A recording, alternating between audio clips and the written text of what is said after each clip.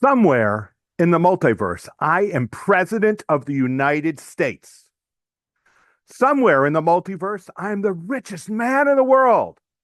Somewhere in the multiverse, I am the first man to live on Mars.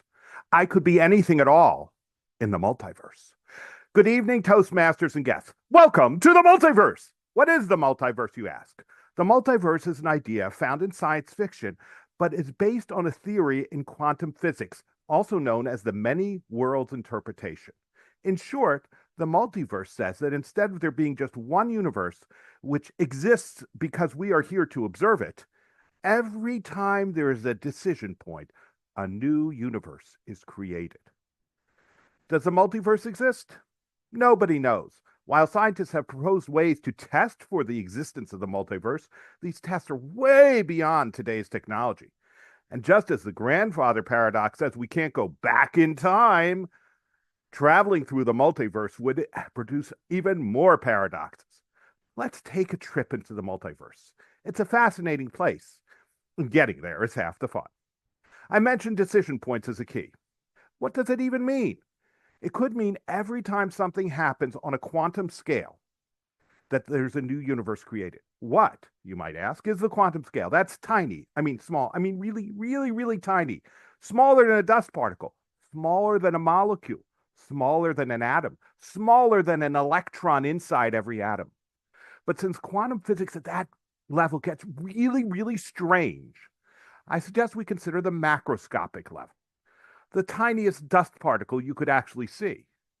Or, and perhaps when one of those dust particles moves left in this universe, in another universe, it moves right, creates a new universe.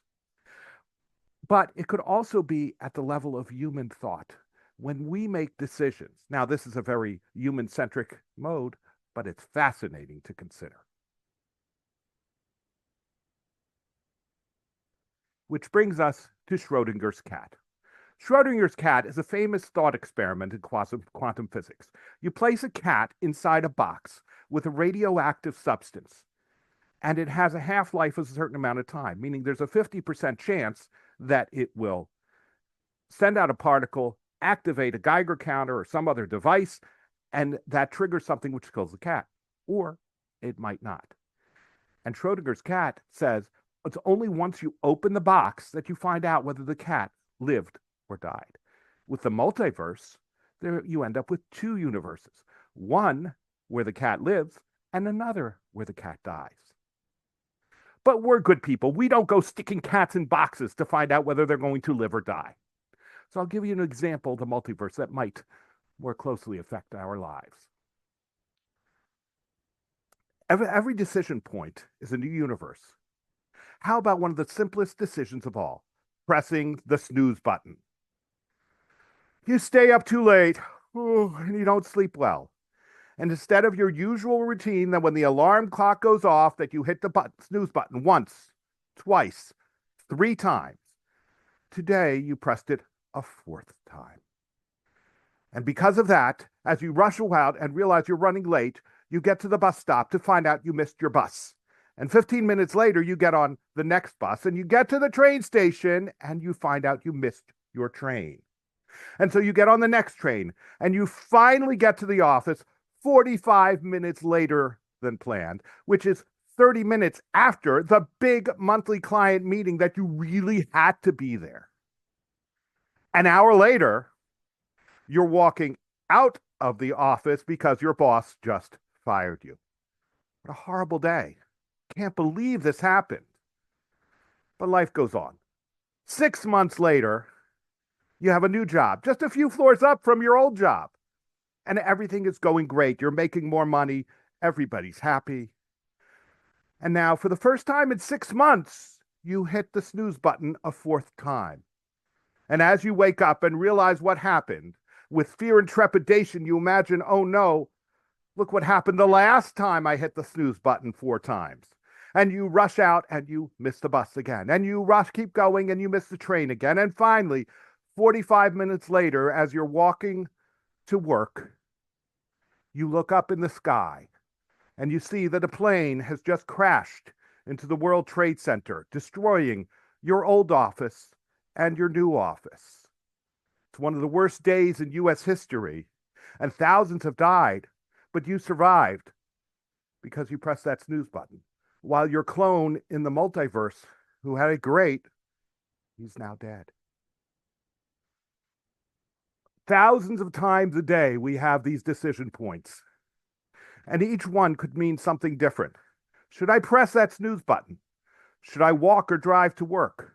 Should I say hello to a stranger at a bus stop, or just smile, or pretend I'm talking on my phone and ignore her? Should I go to a job fair even though I already have a good job?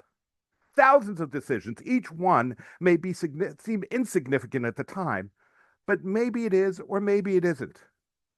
Maybe it will set in motion a chain of events that we can only imagine. How do you eat an elephant? One bite at a time. How do you run a marathon? One step at a time. How do you finish any big project, whether it's a small personal project, or running for president, or becoming the richest man in the world, or becoming an astronaut and go to Mars? It's all these little steps and little decisions along the way. Around 10 years ago, I decided to become a Toastmaster because a friend asked me. In another part of the multiverse, I said no. In another part of the multiverse, I became so great at that I've already won the international championship of world speaking, public speaking. In this universe, I have a long way to go.